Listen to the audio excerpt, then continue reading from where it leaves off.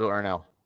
And welcome back to episode number 64 of Raise the Banner podcast. This time it's actually going to be the right episode number. We've been tossing them around left and right and going out of order and stuff like that because of breaking news. But we are back once again. Your three co-hosts, Matt Couture, Zach Brewitt, Benny Ballgame Dearth. Boys, how we doing today? Great. Good. All right, let's jump into it. Since we last talked, which was it last Thursday, Ben? I think it was, right? That sounds right. There have been not a ton of news. Obviously, we already had the Mike Vrabel hire at that point. We talked about that in depth last week. But since then, we have two coordinator hires, and that's kind of where I want to start with us. I know, for the most part, how Ben feels about them. But so, Zach, I'll start with you. What are your thoughts on Josh McDaniels being hired as the Patriots OC? I mean, it's hard for me to be overly thrilled because I know who he is and what he brings to the table, right? So it isn't there isn't that what if factor because I'm pretty sure I know what he's going to bring to the table. I mean, that being said, I don't know who said it, but I saw reports on Twitter about him going to the college level and trying to revamp his style, trying to make it more modern, trying to make it more easily digestible. So excited to hear that, right? That was kind of the talk about at least a lot of the receivers when they would first come up. Was really hard for them to grasp and fully digest the playbook. So hopefully what he brings now is a bit easier to understand and can grasp right away. Obviously, right, Jalen Polk is someone who needs to have a bounce-back season. But overall, I was excited that we have kind of a big name. Brings a lot more, I think, oomph, if you will, for lack of a better term, when trying to acquire free agency talent, like a T. Higgins, for example, or if you're even trying to make a trade target. Right, it's a lot easier to say, hey, we have Josh McDaniels and we have paired him with Mike Vrabel than it is to say Alex Van Pelt and Gerard Mayo. So for the name itself, excited to see what he brings to the table. But for me to be over the moon when I've been as critical as towards the Crafts for bringing in another familiar face and bringing in just another guy they are they've had in the building before. I think that's the only reason why I'm not over the moon. But that being said, excited to see what he brings to the table. And I'm not really too familiar with the defensive coordinator from Tennessee, but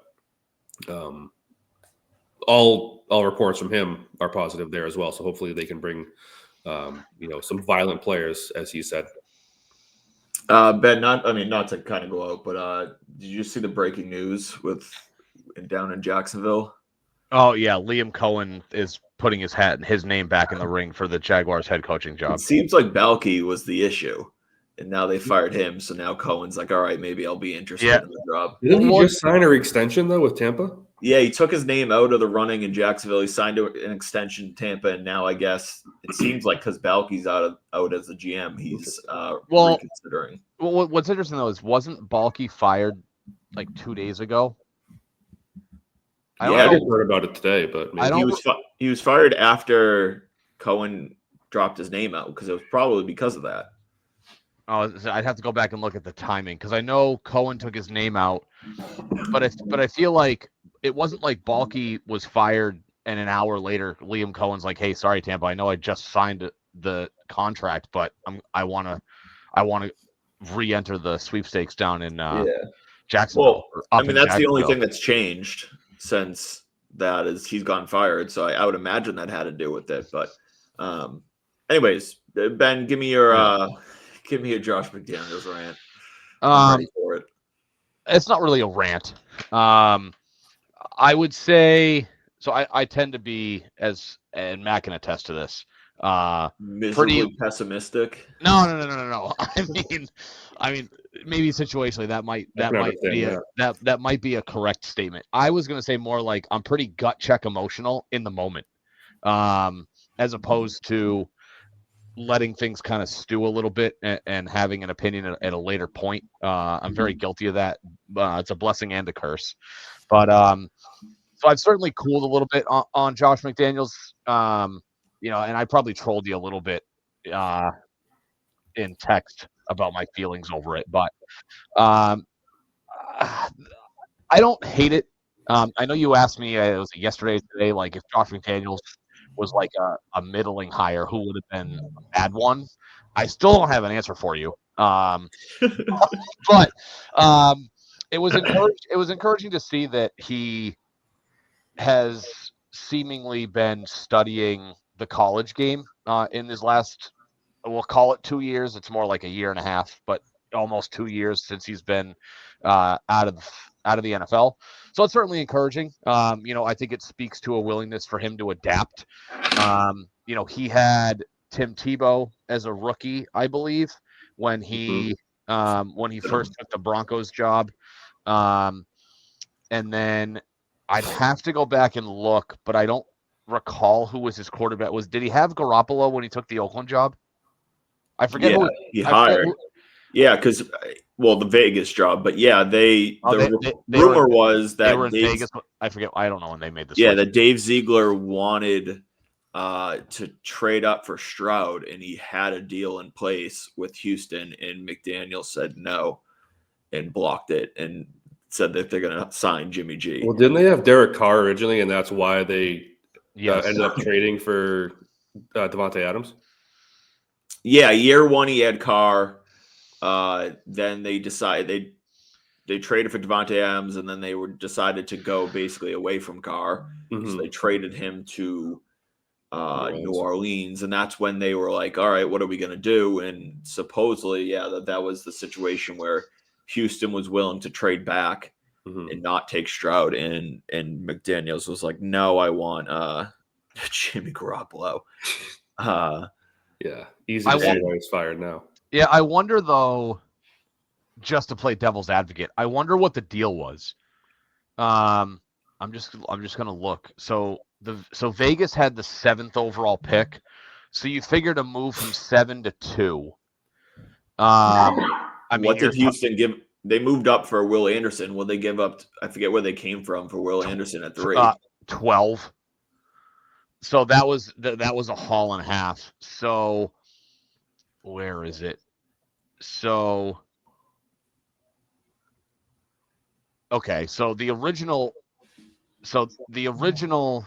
number 12 overall pick it was Cleveland's. It was Cleveland's, and that was part of the Deshaun Watson deal. Correct. So Cleveland traded. Hold on, I'm trying. I don't care about the Watson deal. What did they give up to give up the 3? I'm trying to see. Come on, you're a research man. Yeah, I'm trying to see where it is. Oh, here it is. I'm sorry. I was looking. I clicked on the thing and it brought me to a different spot. So it says Arizona traded 1st and 4th round picks, which were number 3 and number 105, for 12, 33, and then 2024 1st and 3rd round picks.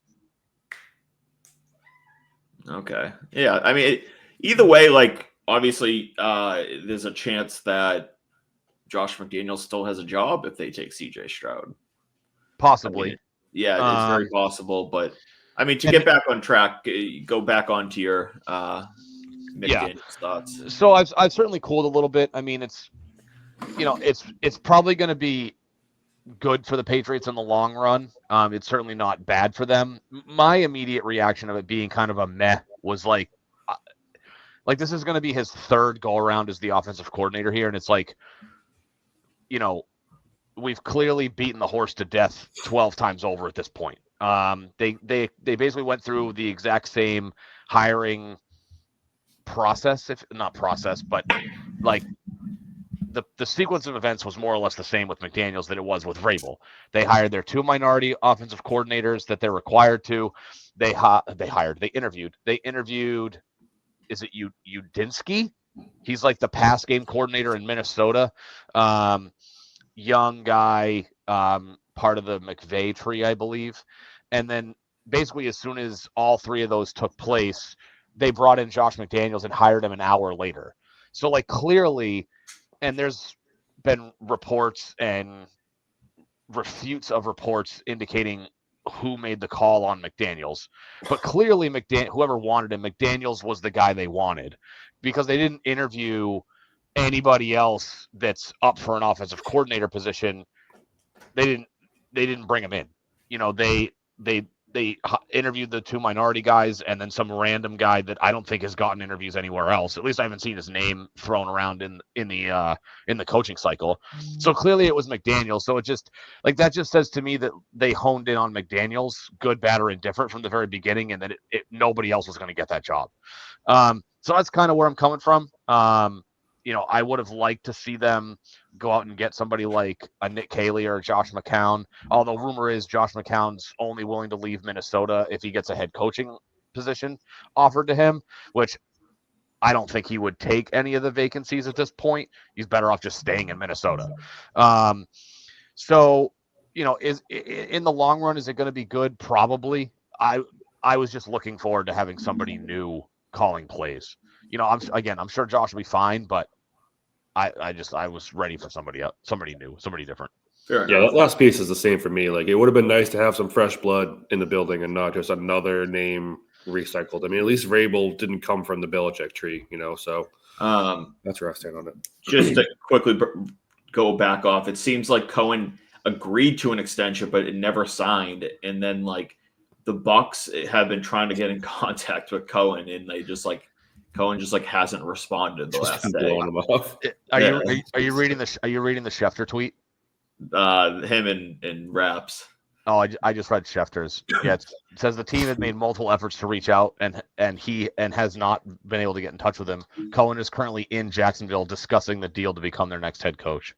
Well, good for him, I guess. But no, for Josh McDaniels, for me, there's all this extra shit, he's been around here. This is his third stint, all that. Really, all I look at it is, you gotta say, is he a good OC? There it is. And will he have success here? And I mean, he should have success. I mean, especially if he's studying the modern college game, you would assume that he could. Obviously Drake May is only a year removed, but Drake May is obviously a modern quarterback. You would assume he could have success with that. They just got to give him, tools to play with. Originally, I gave it a C+, B- grade. Maybe it's exterior things are convincing me a little bit more to like it, and maybe it's just natural to kind of try to sell yourself on it, I guess, a little bit. But there is. Sorry, I just got a notification that I'm trying to read. There was conversations with Zolak the other day. It might have been yesterday, I believe. And he brought up a fairly optimistic viewpoint. And it was basically the Tom Brady offense was designed around Tom Brady, but the Tom Brady offense changed throughout the years.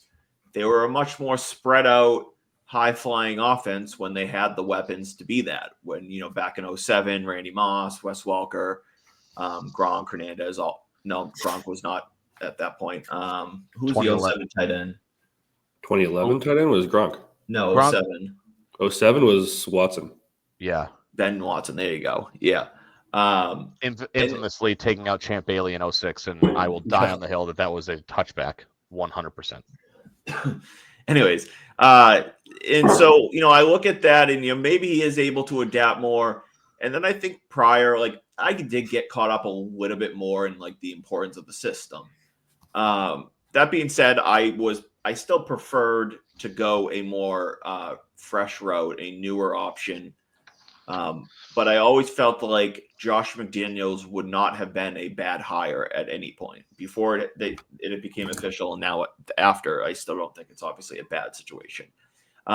Obviously, one of the most important factors, which you don't necessarily have this be a big factor in the decision, but it is a factor overall, and it's that he's probably not going to be leaving anytime soon. I think it's pretty safe to say that, barring something completely unexpected, he will be here for at least the next 4 or 5 years, like at least, possibly. Unless he leaves on his own. But yeah, because I would Yeah, imagine. but I don't see it's for like I don't think he's going to get another head coaching job for like at least another 5 to 7 years. And that's if anybody gives him a head coaching job now at this point, they're exactly. And so desperate. that was obviously a factor in it, and it's nice that if he does come here and have success with May, there could be some continuance year after year and not have to worry about him leaving, which was obviously a big factor with a lot of people in the head coaching decision. They wanted Ben Johnson, and myself included to an extent, because you didn't have to worry about the OC leaving. Because even if the OC leaves, having Ben Johnson, you're not really worried about it. That being said, like obviously there was a little bit worry about how updated his system is. But if we take the reports for what it is, he seems to be able to adapt pretty well, and that he has been trying to update his system. So that's why I moved it up to a B. I think it's a good, solid hire. I don't love it. Like I said, if you gave me even now the options of everybody that's realistically available, he is probably not my pick. But I still think overall it's a good pick because he's young. He's still pretty young. He's going to be here for a while. He's smart, and we know that he can not only develop Drake May, but with having a defensive head coach, he can essentially just take the entire keys to the offense, and Vrabel doesn't really have to worry about it. And that will free Vrabel up to be who Mike Vrabel is as a head coach and just kind of the overall leader, of the organization and getting things back on track. Yeah, and listening to Josh on is it Edelman's podcast, The Games with Names? Is that who? Yeah. Listening to him on his podcast talk about Drake May. I don't forget when exactly it was, if it was before the draft or just kind of watching over the course of the season, but you could tell how excited he was about like who Drake May is as a player. And you could tell he was like, if I get the chance to work with this guy, it's going to be, he didn't use these words, but like, it's going to be like, it would be fireworks. And now that he's there, like, again, the issue forever was simplify the offense. These people just aren't getting it because he's working with Tom Brady. He had the ability to make it as complex as he needed to because Brady could digest anything. And now it's different, right? So now, again, we've kind of all talked about it, but the idea of him going back to college and making it more simplified and coupling that with, again, Drake May, who he himself has talked about being as excited as I've maybe ever seen him talk about a young quarterback. That got me excited after, kind of, Ben, you talked about it just being a bit more meh about another stint of McDaniels, another familiar face with the Crafts. So taking that part out of it, I am, excited to see what happens. And especially, as I mentioned, now you have the name recognition of, some of those big free agents who otherwise may have not come here because, they don't know who AVP is and they don't know what Gerard Mayo is capable of. Now you are familiar with, Vrabel's body of work, and obviously everyone knows about McDaniels too. So we'll see what happens, but definitely a lot better names. Well, that's going to be a big part of it in free agency too. I mean, obviously 1 year ago, and we saw it with the OC just interviews, the selling point a year ago was what? It was, okay, we don't have a quarterback. We have a first-time head coach that people don't think don't have confidence in, and we have no OC, and we don't, we have cap space, but overall, the team didn't have much of a selling point. Yeah. Not that the team in general has a ton going for them at this moment, but you now have a proven, reliable head coach. You have a proven, reliable OC. You have a young, up-and-coming quarterback in place, and you have a shit ton of cap space to basically sell, players on it, whether it's T. Higgins, whether it's Chris Godwin, Josh Sweat, whoever it may be in free agency, to say, hey, like, we're building something here, come be part of it. And they have the building blocks now in place, much more than last year, just to attract these guys that maybe they don't have to, and while they still should, but maybe they don't have to like spend through the teeth, through the roof, just to get him here because there's nothing else attractive about the situation. Yeah. Do you buy into any of these reports? I mean, AJ Brown's a bit different, but like Jeffrey Simmons, for example, having the connections that he has with Mike Vrabel, like, do you buy into any one? Yeah, I mean, to an extent. I mean, if you're Tennessee, like, Jeffrey Simmons is going to be, 27, 28 years old. Yeah. They seem to be further behind in the rebuild. Mm-hmm. And so if they could get a good haul for Jeffrey Simmons, like, I'd have to imagine it's something that they would consider.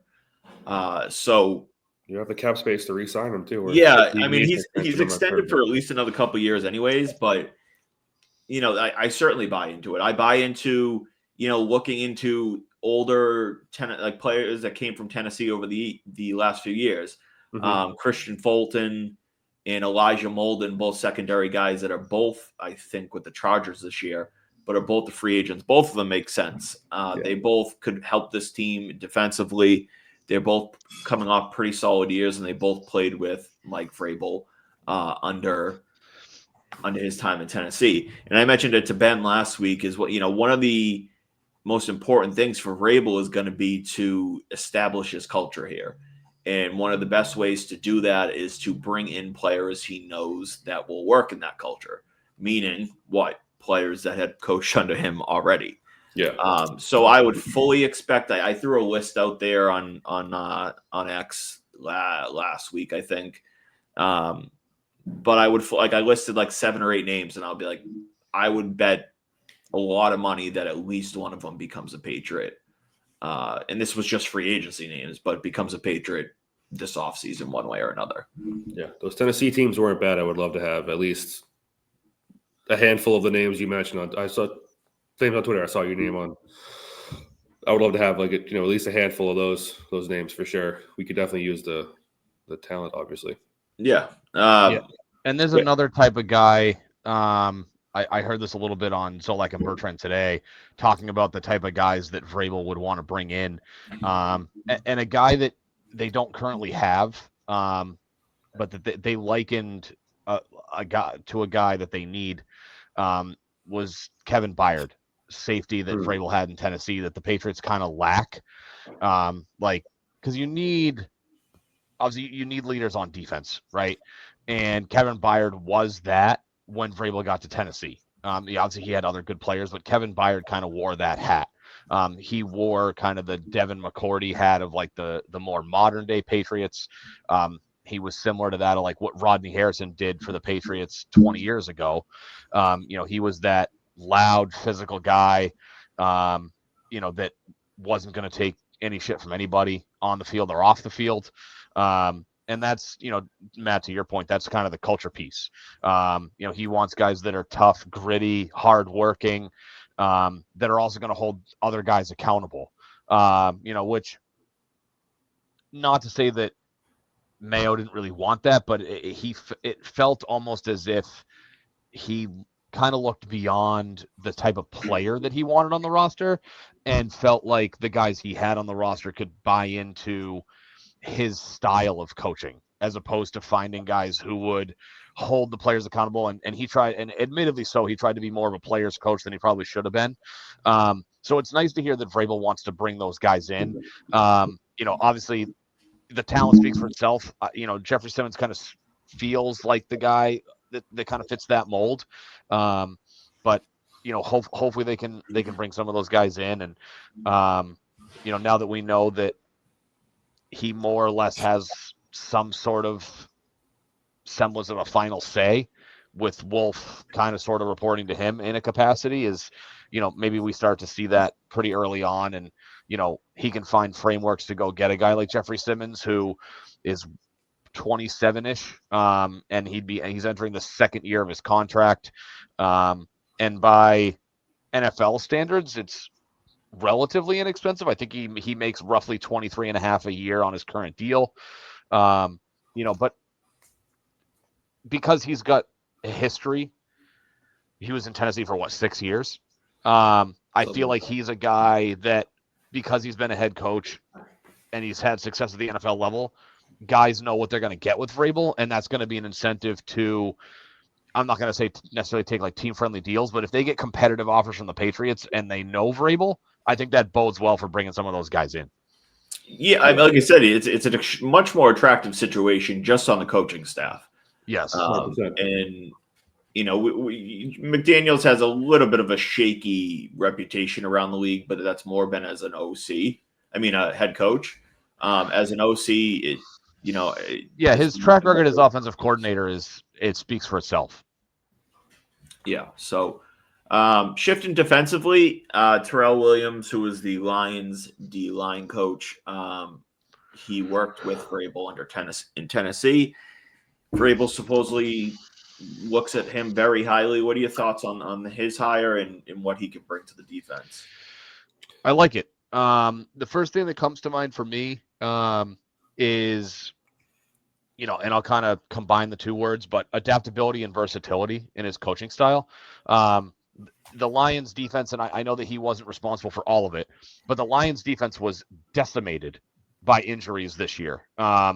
Sadly, probably 90% of the reason that they were one and done this year. But that I felt like the defensive line was not ever really a problem in Detroit. I mean, obviously they lost Aiden Hutchinson like midway through the year, something like that, to a season-ending injury.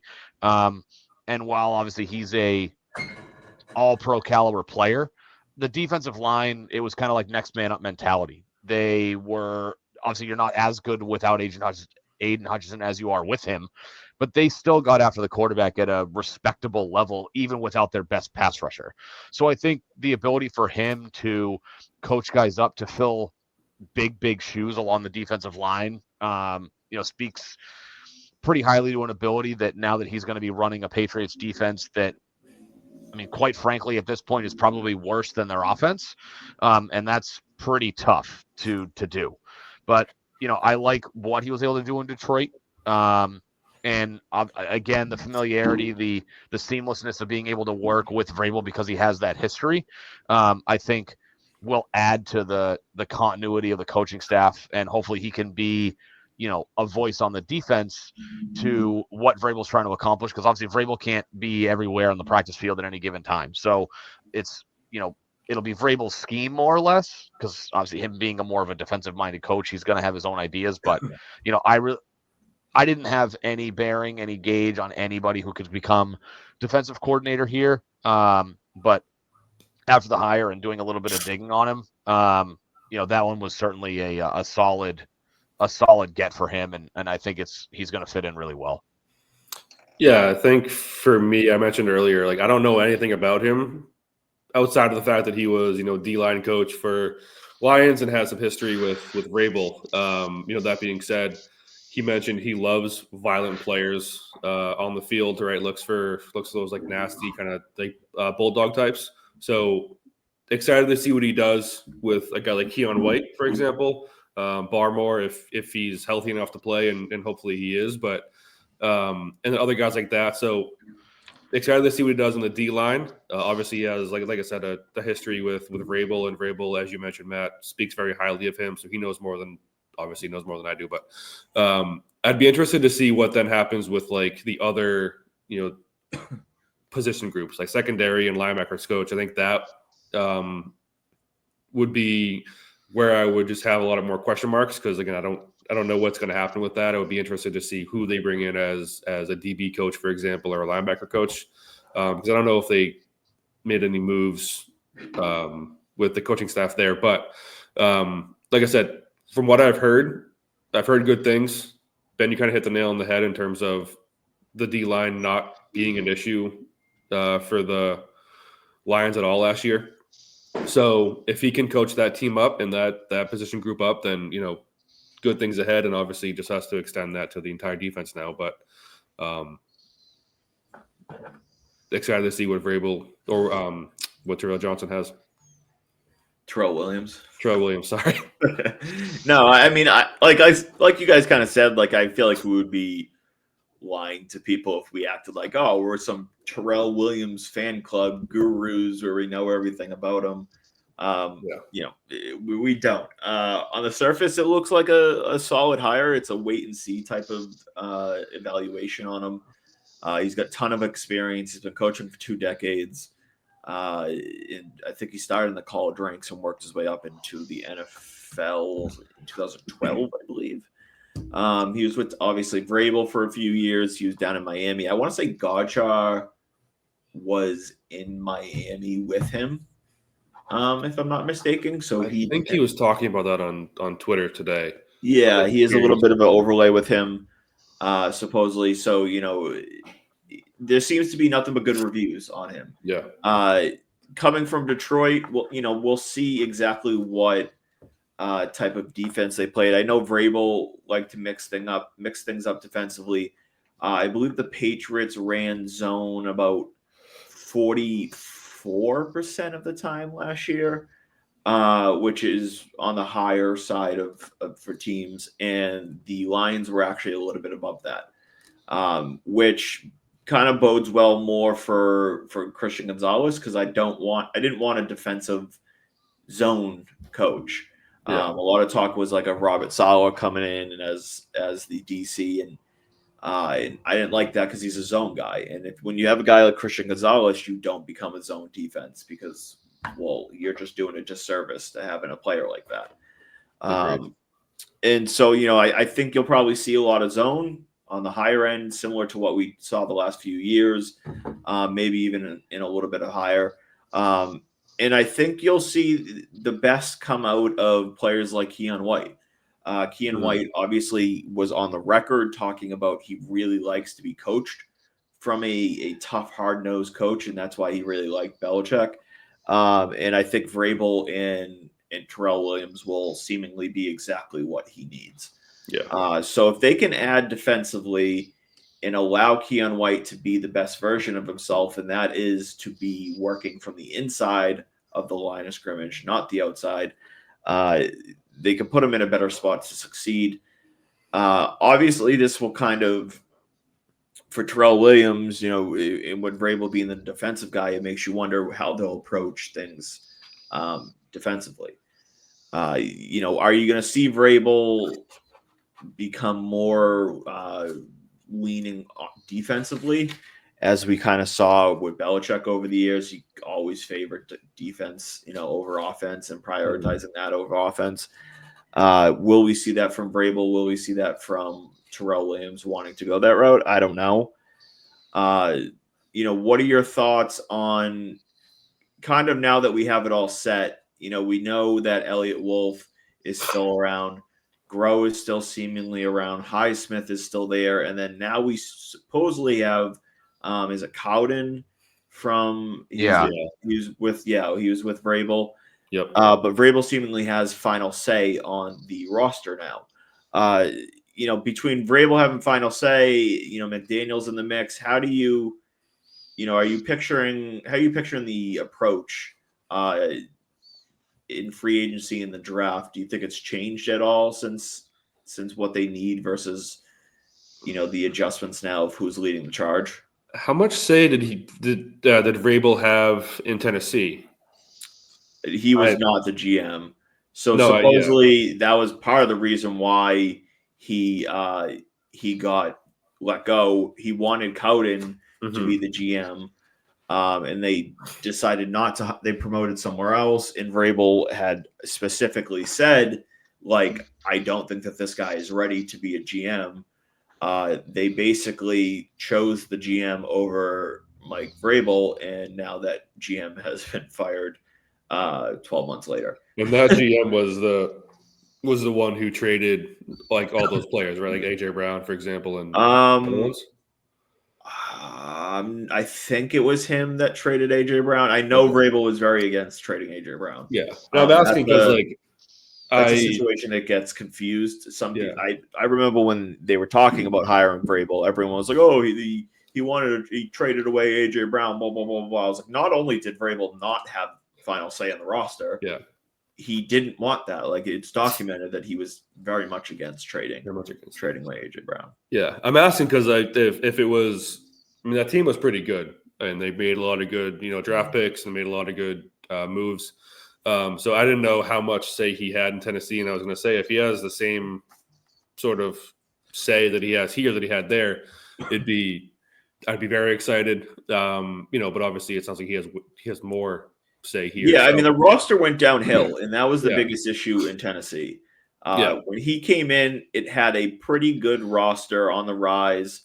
And in the 2 years that they went 12-5 and 11-6, or 12-4 and 11-5, or I don't know, whatever it was, they had pretty good rosters. They did. They had some talent defensively. They had a decent O-line. Obviously, they had Derrick Henry. And they had, Ryan Tannehill leading the charge. But that's another conversation that we obviously got into a little bit last week, Ben, was like, there was talk that, they're just going to be a run first team. Like, they're going to ruin May. They're not going to use them right, all this type of thing. It drove me nuts. And Ben, for the most part, agreed. It was, when you have Ryan Tannehill and Derrick Henry as your two main offensive pieces, you run the ball. Common sense says that you run the ball. Yes. What do you do that with? You do that with arguably the best running back of this generation. Yeah. I said this to a couple of my other buddies, and he tried disputing it. I think it goes LT was the early 2000s.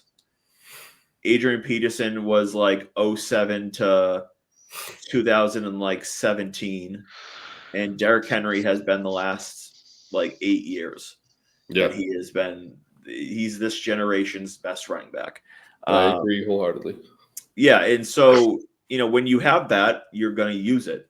Of course. So when you have the best player at that position in all of football, you're going to use him to the max of your ability. Yeah. So common sense tells us that not only Josh McDaniels but Mike Vrabel will say, "Hey, if we have a top 10 quarterback, maybe a top 5 quarterback, we're going to use him like a top 10 quarterback or a top 5 quarterback. We're not going to just run the ball for the fun of it and just hide our quarterback that we think is really good." Yeah. That makes absolutely no sense. It's a dumb way to approach it. If we get into the season and we're weeks into the season and they're barely using May, you can come at me all you want, but they're gonna go with what's the best of their ability, and that's going to be Drake May.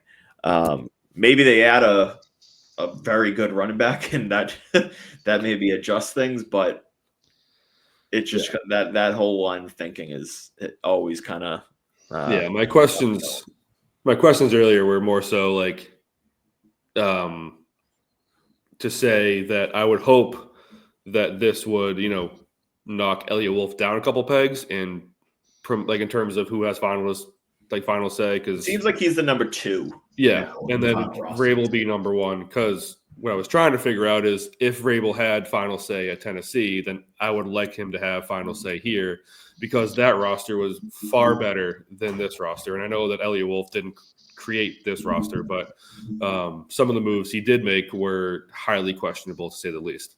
That being said, if Vrabel brought over his boy and someone that he really wanted and thought highly of in Tennessee and really wanted to be promoted into that GM role, I do hope that he has at least some part of the final say, and it sounds like he will. So I would, again, much rather have someone like those two calling the shots in McDaniels as well. So part of the tricky thing is going to be, so like last year's draft, we had, a new head coach and a new GM that were using the scouting platform from Coach Belichick.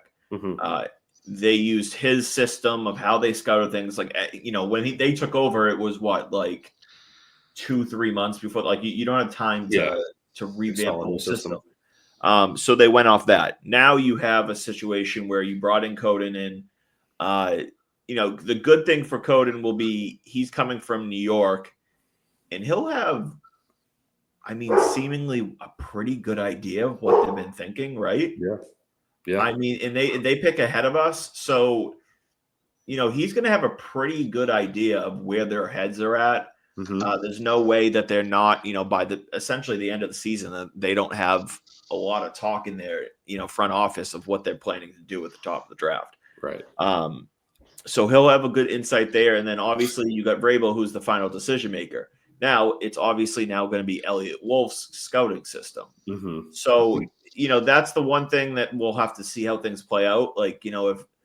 if Elliott Wolf wants, I don't know, player A and Cowden wants player B and Mike Vrabel is the one that's going to make the decision, it's going to go, okay, do I trust Elliott Wolf because this is his scouting system and his scouts have told him this? Or do I trust Cowden because he seemingly probably trusts Cowden at this moment more than Elliott Wolf? I would trust Cowden just based off his performance last year, Elliott Wolf's performance last year. But that's just me. Yeah. So, no, go ahead, Ben. Sorry. I was just gonna say, this feels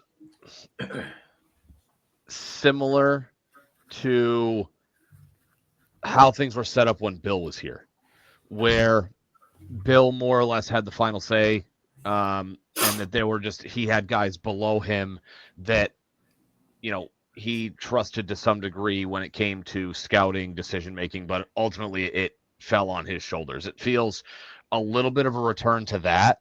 And so I'll be curious to see where, specifically in the draft, I think that Vrabel's probably going to have some more pull when it comes to free agency in his conversations with Elliott Wolf, because Vrabel is obviously more boots on the ground, right? He's got the relationship with the players. He knows the style of the guy that he wants. And there are guys in the league that he coached that I'm sure he would love to have. So maybe he's got a little bit more pull there. The draft is interesting because supposedly Elliott Wolf has a pretty good system. There's been some reports out that guys like the platform and the style of which they're scouting players and what they're putting emphasis on, what they're studying, what they like, seems to be more in line with kind of the voices in the building. Having said that, you've got Cowden, whatever you say his last name is, being essentially right behind Elliott Wolf, like number 2 to Wolf, but I guess number 3 overall, as weird as that's going to say. And of course, Cowden has a history with Vrabel. He was interim GM after, so I went ahead and looked it up. So John Robinson was the executive vice president and GM from 2016 to 2022. He was fired in December after they lost the AFC championship game. I don't know why it says he was fired. It indicated that he was fired after an AFC championship game loss, but they would have. The season is still going on in December, so I don't know how that happens. So could have just been a weird timing thing. But so obviously, then Ryan Cowden is the interim GM. So there's a history there. So I'll be curious to see like what those conversations are like, because obviously Vrabel and Cowden have a history that working together. So I'll be curious to see how that goes. But it feels a little bit like a return to how things were with Bill, where there seems to be like the head coach in this case is being propped up in a stronger capacity than Gerard Mayo was, to where Mayo, I don't know how much of a voice Mayo had in the room. Vrabel's going to have a pretty strong voice, which I think is, that all comes back to like the why I'm excited. Yeah. I thought you were going to say something else after. No, I can tell you're like waiting for like, what's next? No, I mean, like it's going to be interesting to see how things kind of play out in that sense. I mean, the sad part is like, we won't really probably know, like, how things end up playing out there, because you kind of don't hear that aspect of things and that end of things. But my next question for you guys is kind of a simple one. And it's, we heard Schefter say it was Mike Vrabel. We've heard talk that it wasn't Mike Vrabel, that it couldn't have been Mike Vrabel, but whose decision was it to hire Josh McDaniels? I think it was Kraft's. I lean Kraft. I think that the easy way to say that it's Kraft is the two guys that were hired first, Vrabel and McDaniels, are Kraft guys. Obviously, Kraft knows Vrabel from his playing days. And of course, there's a long history with Josh McDaniels. So it kind of strikes me as Kraft, whereas I feel Terrell Williams was more of a Vrabel thing because Vrabel's got the history with Terrell Williams. Am I going to sit here and say that Mike Vrabel was 100% against Josh McDaniels? Probably not. He probably had a favorable opinion of him. Obviously he didn't play directly under McDaniels, but he has a history as a player with McDaniels on the coaching staff. So I'm sure that played into it, but I'm sure in his heart of hearts, Vrabel would have probably wanted somebody new, maybe with maybe with a different system. So it feels a little Kraft-y. I don't know if I fully buy into the report that Kraft basically sat, and I'm paraphrasing and using my own words. I just don't know if I buy into the idea that Kraft sat Vrabel down and said, "You're hiring Josh McDaniels, and that's the end of this conversation." But at the same time, he probably was in Vrabel's ear, being like, Josh is a guy, and I had this thought earlier when we were talking about McDaniels.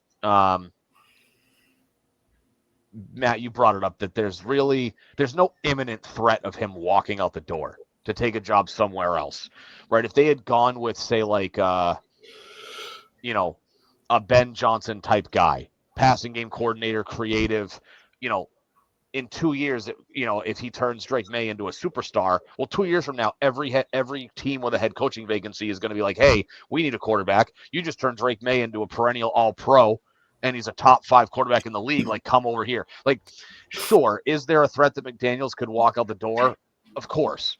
But I don't think you have to worry about it from a perspective of, well, if he turns Drake May into a superstar, because of McDaniels' history, he probably has a lot longer of a leash here because of the fact that teams are going to be gun shy because he's failed miserably twice as a head coach. So yeah, I just don't see a team. I really don't see a team being. I don't know if there's anything he could do with Drake May that a team would be willing to give him a shot anytime soon. No, but I'm okay. But let's just, granted, if they bring in the talent, say they bring in T. Higgins, they draft some, they draft a high-end wide receiver prospect in the first, 100 picks, whatever you want to call it, first 3 rounds, whatever you want to call it. And, Drake May goes out and throws for, 4,500, 4,800 yards, 30 touchdowns, like 10 picks. They win 10 or 11 games and they make some noise in the playoffs. Like, that's a pretty drastic turnaround that's a drastic I know, but year it one. doesn't. But what I'm saying, though, is, as we all know, and I know I've watched more just by virtue of the fact that, I'm 50, I've watched more football than you guys have, just a sheer volume. Okay, don't lie to the listeners. You're 53. Sorry, I am 37. But hey, I'm 29 today. You are. Happy birthday. Happy birthday. It's the last best year of your life. It's all downhill from here. It's all downhill once you turn 30. It's like when you're in your mid 40s to 50, you start getting the AARP cards. It's like now that you're going to be 30, you're going to start getting ads in the mail for prune juice. You've been getting that for like a couple decades now. That's true. I have been. It's delicious. But I digress. But the thing about so like where I was going with this, right, is there are dumb teams in this league. There are dumb executives that run dumb teams that are managed by dumb ownership. Okay. Jacksonville. Dallas. Yeah. If Drake May, maybe not next year, but in 2026, if after the 2026 season, Drake May is, Pat Mahomes-esque, I'll just use him. He's the best quarterback in the league right now. If he's in the Pat Mahomes, Josh Allen, Joe Burrow, Lamar Jackson category at the end of the 2026 season, and I guarantee you teams will be calling the Patriots being like, we want to interview Josh McDaniels because we've got a high draft pick. There's a top quarterback coming out in the draft, and we think we saw what he did with Drake May. Because I think with Josh McDaniels, right, what is Josh McDaniels' history as offensive coordinator in New England, right? He Great, but he had Tom Brady. Correct. He had Tom Brady. And then in his most recent stint with the Patriots, it was 1 year with Mac Jones before he left for Vegas. Yeah. And I don't know what the Matt, you might know this. You're kind of a historian when it comes to this stuff. I don't know what the time frame is between when he went from like 1 foot in the door at Indy to like basically being like, actually, no, I changed my mind, to then taking the Vegas job. I want to say it was only a year or two in between those two situations. But like, It was at least 2 or 3 years. I think it was, yeah. It was Wasn't definitely. Indianapolis he was going to take after they lost the Super Bowl to the Eagles? I think it was Brady was still there. Yeah. Yeah, I think Brady it was was- after right. he went to the Eagles. It might have been like 2018, but I mean, either way, yeah. No, I mean I think what he did with Mac is probably what fans should look at the most. Yeah. And I think the thing that happened with Mac is that people don't realize is, as we can see, he was extremely limited. And he had a really solid first half. So I think when he started out, like, McDaniels babied him a little bit. And then he started letting him kind of free get out there more and expand the playbook. And he had some success. But I think because he was so limited, teams were able to adapt quicker. There wasn't a lot to change in their approach, and they just adjusted a few things, and he fell off a little bit to end the year. Nevertheless, they were a top 10 offense that year. And the fact that you did that with Mac Jones, who we now know is like a glorified backup at this point. He's a serviceable backup quarterback in the NFL. Like a QB 34 in the league. Yeah, and so that between that and you have your best receivers were Jacoby Myers and Hunter Henry. He did altogether with that offense was pretty impressive. The receiving core is largely the same as it is now as it was back then, right? Bourne is still here. Yeah, I mean, Stevenson's still here. And Bourne had a career year under McDaniels. Yeah, in his first year here, and so it's it's tough to fully evaluate because McDaniels hasn't had a quarterback besides Brady that has also been good. Yeah, he had Tim Tebow, he had Aiden O'Connell for a little bit. He had Jimmy Garoppolo for a little bit, Brian Hoyer for a little bit, Cam Newton, and then Mac Jones. Jay Cutler's the second best quarterback he ever had. Mac Jones? No, Jay Cutler. Oh. Didn't he trade Jay Cutler? He traded Jay Cutler and Brandon Marshall because I don't know but then he drafted. And so, altogether, like, we haven't seen Josh McDaniels with any other quality QB besides Brady. So it's tough to get a true judge on things like that.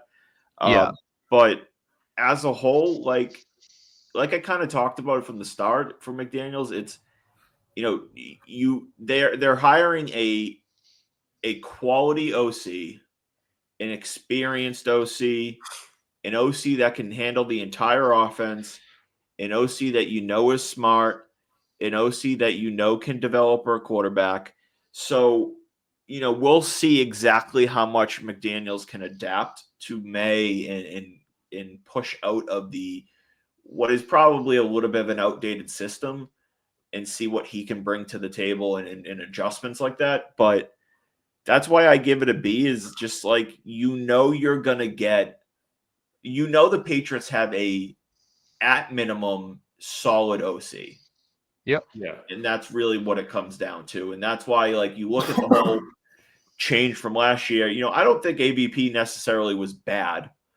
I think he's a smart coach. I just think he was a pretty lousy play caller. I think he, May developed pretty well. And so, how much you want to, and, not to change gears, but this kind of drives me nuts. The same people that were like, Drake May absolutely needs an offensive coach were the same people that were saying, oh, don't give AVP any credit for developing Drake May because Drake May would have developed regardless. And so it's like that. How do those things correlate? If you're not going to want to give the OC credit for developing the quarterback, don't tell me that Drake May absolutely needs an offensive coach to lead the charge. Yeah. And so just to kind of like button up where I was going with this is hiring Josh made a ton of sense, and I came to like I thought in the sense because I thought about it after the fact about that you don't have to worry about the next hotshot guy leaving because again, even if Josh McDaniels turns Mac Jones into a top 8 quarterback, teams are going to look at that and go, well, he's failed twice as a head coach. I just think that it wouldn't surprise me if teams called if that does come to fruition within the next couple of years. There's got an owner out there will be like, we got to jump on this now. But you don't really have the threat of Josh McDaniels walking because he's not the next up and coming hotshot creative mind who may or may not leave for a head coaching job at some point, which is exactly what Ben Johnson did. He was offensive coordinator for only a couple of years in Detroit, and very well could have been a head coach last year. He just, when it came down to it, and when he saw what was left, he opted just to stay put, which was, the smart decision. I think that, there's a little bit of Kraft in there because he knows that if they, by bringing him in, Josh is probably going to be here for a while, which that's really a best case scenario when you've got a young quarterback because you don't want there to be a revolving door of offensive coordinators and new systems because then the guy's not going to develop. No, but I think with Kraft, he very much likes to keep it all in the family. Right. I don't think he, like to your point earlier, but I don't think he came in with Vrabel and was like, you have to sign him no matter what. But I do think that his mind was, for the most part, made up that he wanted to bring Josh McDaniels in, mostly for the fact that, he might not have the highest ceiling, but he's definitely leaps and bounds better than what we had before. And his floor is way better than potentially anybody else out there. So, his floor is much higher, and his ceiling might not be as high, but at least it's, less risk with still a pretty damn good reward. In a season that you really can't afford to risk another lost season. So getting back to the point of am I excited about it? I don't know that I call it excited, but I'm definitely not disappointed for the fact that yes, he's, to your point, Matt, he's a great offensive coordinator, done it before, can certainly handle the entire offense, knows the building, knows the system, knows a lot of the same players, as I mentioned. So I think it was the right move. Yeah, but all right. I do want to transition and do a little bit of Red Sox talk. Plain and simple, let's just put it this way. Are the Red Sox going to sign Alex Bregman or no?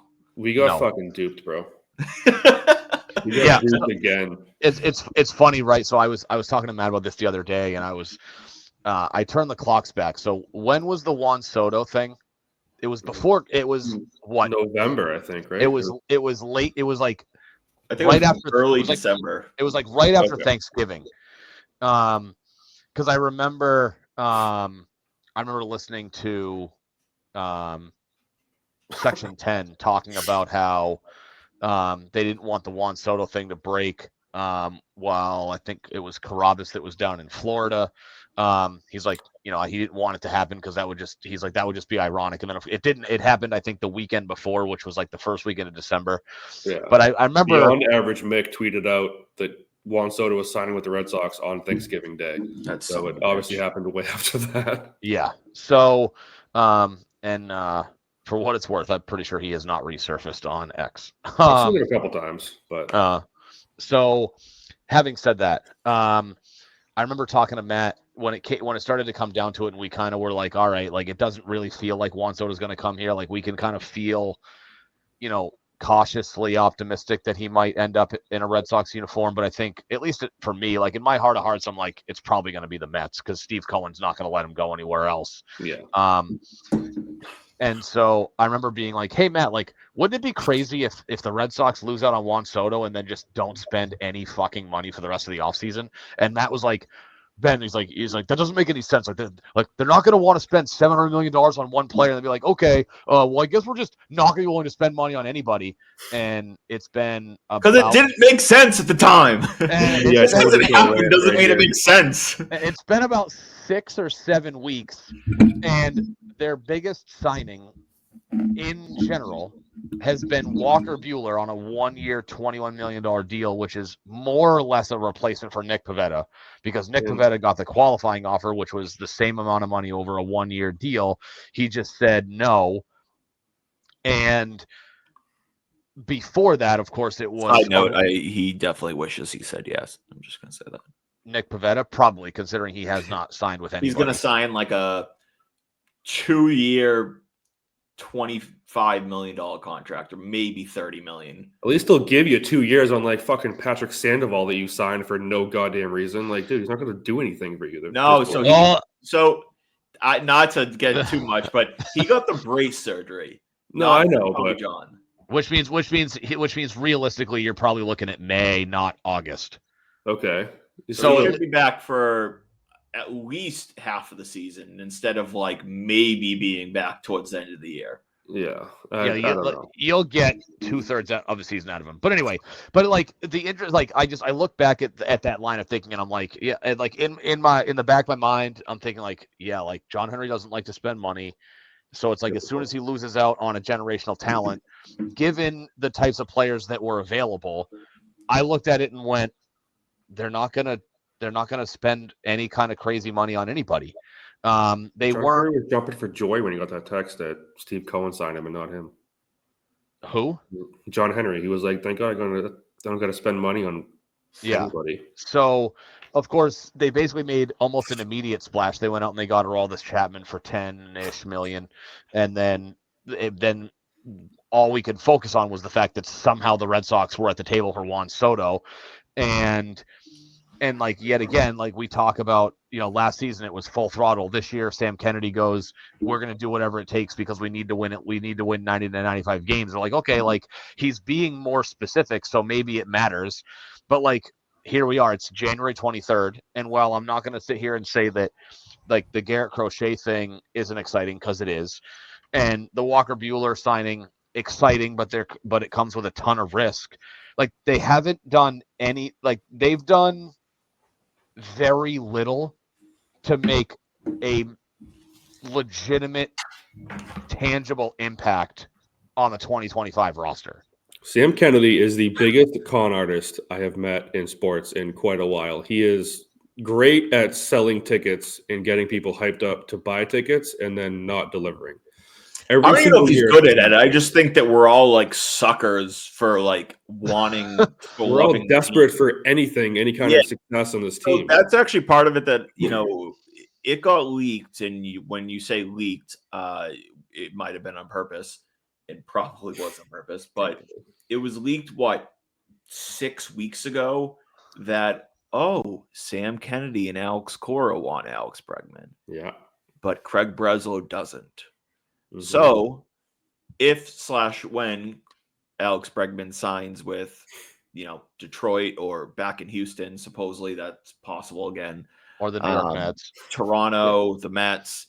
You know what? I'm going to say this as my take. I just had a good state. I have a good state your take. All right, wait for it. That's what I'm going to hold off. Okay. So if he signs elsewhere, it's going to go back to saying, well, it wasn't ownership telling him no because Sam Kennedy wanted him. It wasn't the head coach or the manager that said no because he wanted him. It's going to go right on Breslow's feet. I don't know if that's true. It very much could be ownership like, no, we're not giving this dude 6 years. So, and that's where we're working within it. But James Stewart came out, from 98.5 and made the comment. It was like, sometimes like you could just overpay. You got to go at the guy, blah, blah, blah. And I'm like, listen, like I get it, but that's not how it works.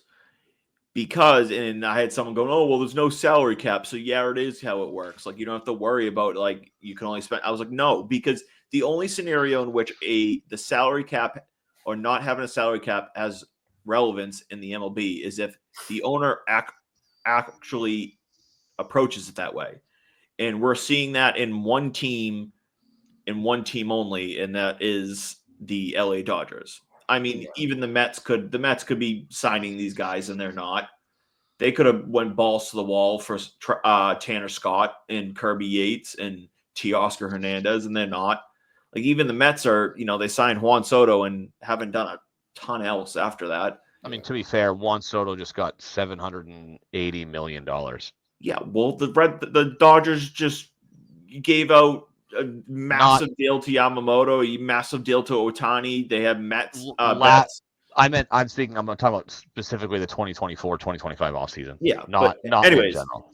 Like, there's basically one, maybe 2 to 3 teams like that approach it where there's not really much of any salary cap. And really, it's for the most part only the Dodgers. So unless ownership is approaching it that way, you as Breslow in a GM, you have to approach it with there's got to be some type of parameters. Meaning, like, if Henry is saying, we'll let you spend, but you're not going over $240 million this year, $250 million, Breslow has to say, hey, is Alex Bregman at $30 million a year worth it? Is Alex Bregman at $30 million a year for the next 5 years, 6 years, 7 years worth it? And so he still has to work with that. And then not only that, you got to play the market. Like, if and this seems to be the case, Alex Bregman is not getting the offers that he wants, why would you as a GM say, hey, we're very confident that the best offer you have is 5 times 25, which is what? 150? 125. 125. Like, why would we offer you 170 or something like that? Like, why would we do that if we know your best offer is not in that range? So, if they don't get Bregman, which my prediction is still leaning towards them not getting him.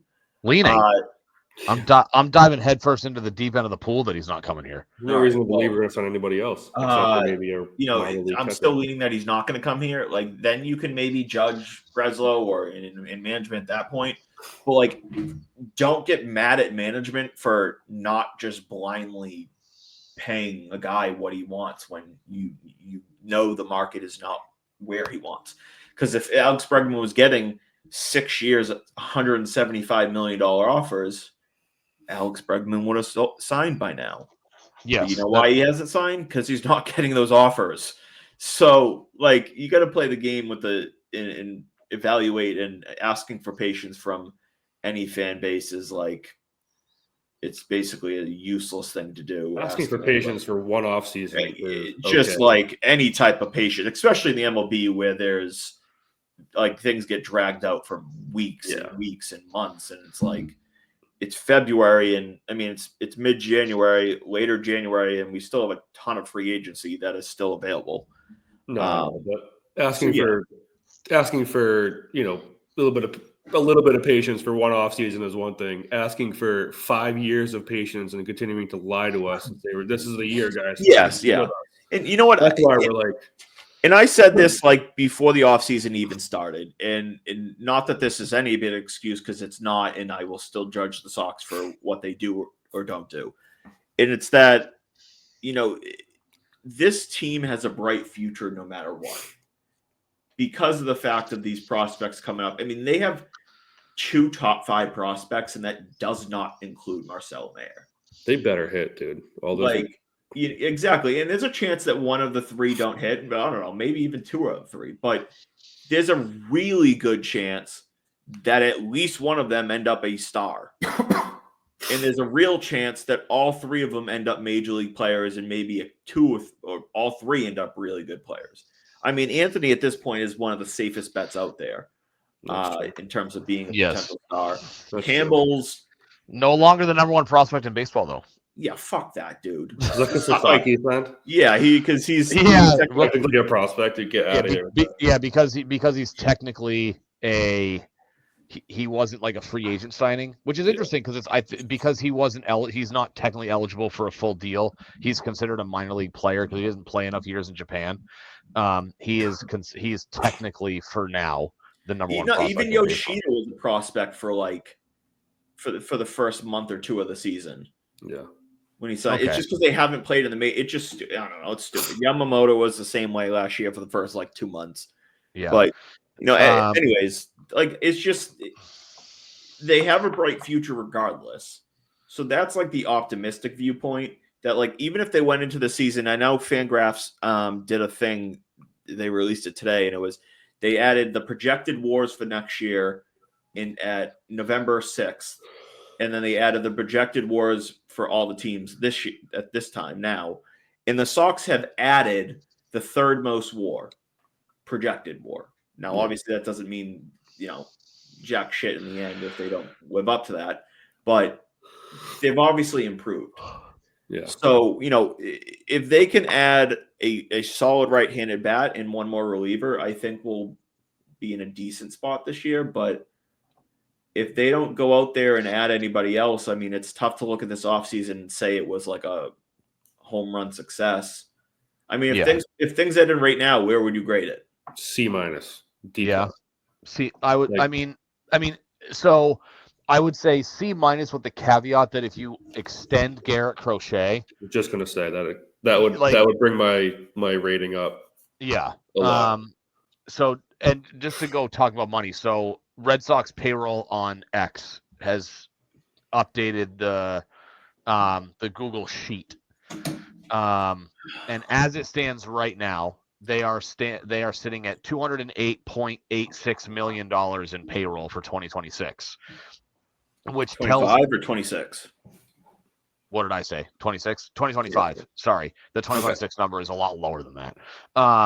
For 2025, they're at $208.86 million in spend, which I'd have to dig back and see if there's actually, wait a minute.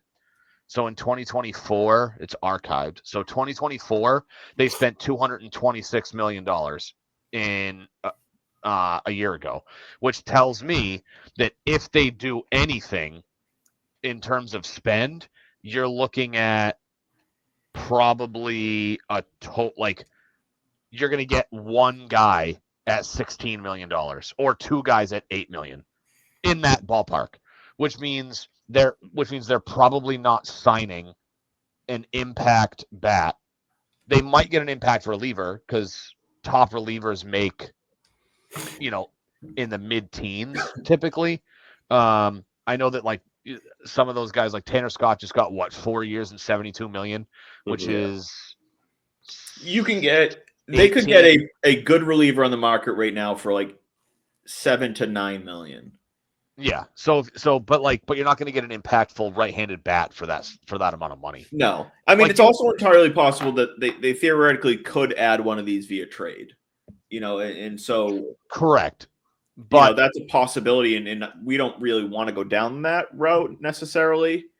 But yeah, I mean, it's possible that they add a bat or a pitcher via trade. Yeah. I mean, we just heard Ryan Presley was supposedly being moved to Chicago, but now he might not waive his trade clause. So that's a guy that theoretically would make sense for Boston. Yeah. Another reliever. I think he's on an expiring deal, so he probably wouldn't cost much. I think he's making 13 this year, which would be a little bit on the high side for him. But Ryan Presley. Oh. But he's a proven good reliever. So 1 year, $13 million really isn't too crazy for him. No, but based on the payroll number, I wouldn't expect them to make a big. Yeah, but what's the tax at now? The tax was, I think, 232 last year. It's going to be 236, 237. So last year it was 237. This year it's 241. Okay, so yeah, so they got 30. Right, but okay. But ways to go if Sam wants to keep so historically speaking, okay, in 2023 they were roughly $8 million under the luxury tax. In 2022 they were over. 2021 they were right under. They were $26 million under the luxury tax in 2020. So and then last year they were 11 million under. So historically speaking, they're not going to be they're not going to spend a ton more money. they like to be under the luxury tax by, at least in the last 2 years, they've been under the luxury tax by a sizable number. So I would say at best, you're looking at 16 to $20 million. Like you can expect if they're going to spend more money, it's somewhere in the upper teens because they want to stay under the luxury tax, because apparently the new thing from ownership is even during the season they don't want to exceed the luxury tax. So if they stay under it to go into the season, it gives Breslow the flexibility to add talent if they're competing without going over whatever limit is being imposed on him by ownership. So I don't expect a ton of money. My gut tells me that they have no interest in signing Garrett Crochet to an extension anytime soon. I was just going to ask, what are your? I disagree there. I think that they're right now they're just focused. I mean, these usually player extensions don't happen until spring training. Though I would hope that we would hear something within the next 30 days. February 3rd, I think. I'd have to look at the calendar, but we're roughly 2 to 2.5 weeks away from, and I think it's earlier than that. I think the truck leaves for Florida in a week and a half, and spring training starts in 2 weeks. Yeah. So I'm planning to go down to visit my grandfather in late March, and I'm hoping to catch a spring training game while I'm there. I'll have to look at the spring training schedule. I'll be in March from the 6th to the 12th. Oh no, I'm later in March. But yeah, no, we'll see how things play out. Obviously, with this team, it's tough to kind of gauge, and every time we record, I'm like, all right, well, next time, hopefully, we'll have some Red Sox news, and we never fucking do. 6 weeks. 6 weeks later, we're 6 weeks later, we're still waiting on news.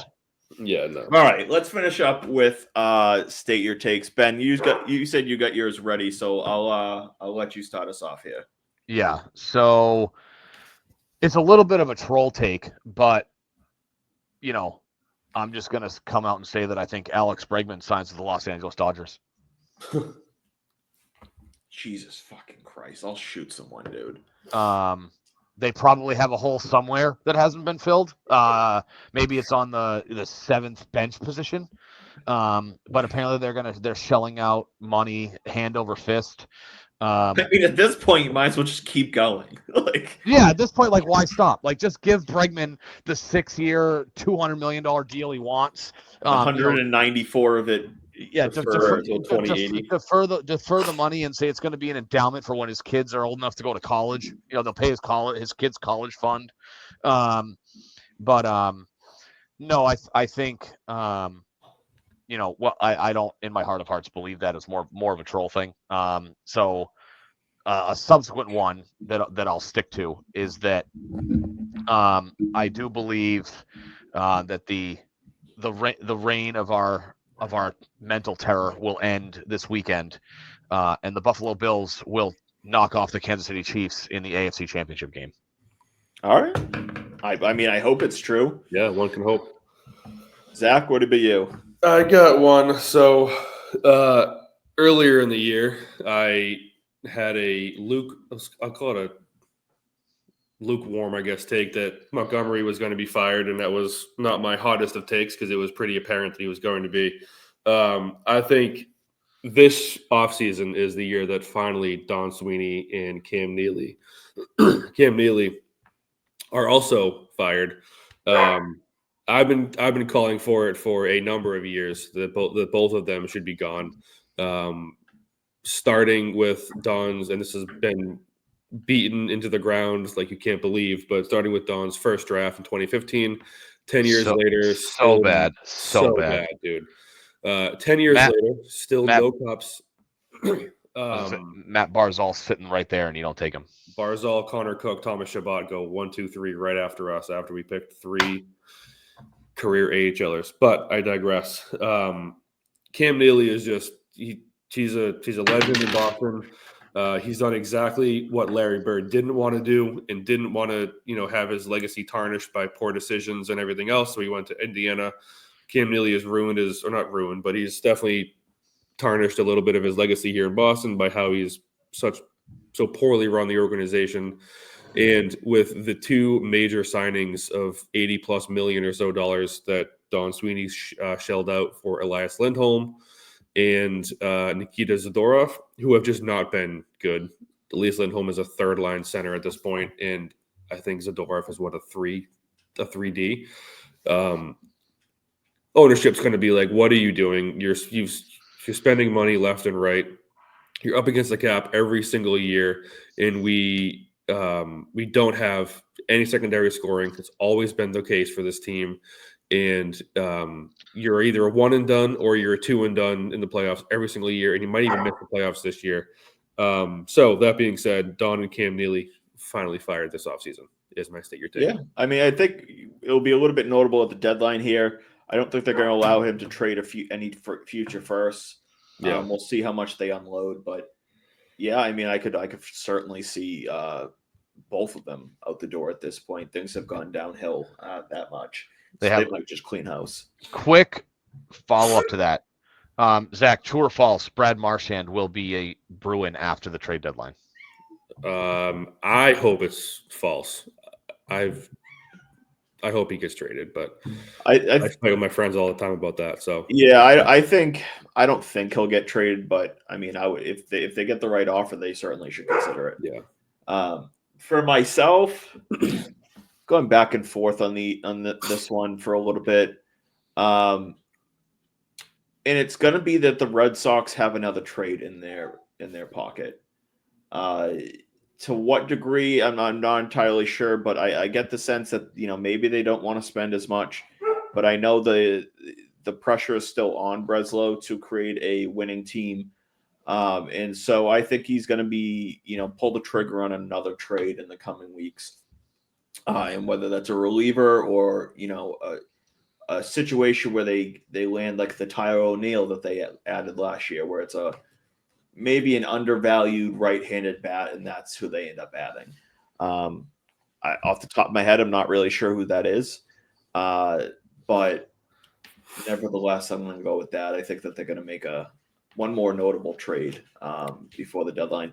And, I'll also toss into that is I think that they will extend Crochet, and I think that they will extend Christian Campbell before the season starts. Mostly Crochet, but I think Campbell has a chance. I want them to extend Roman Anthony, but I don't know if he's going to want to.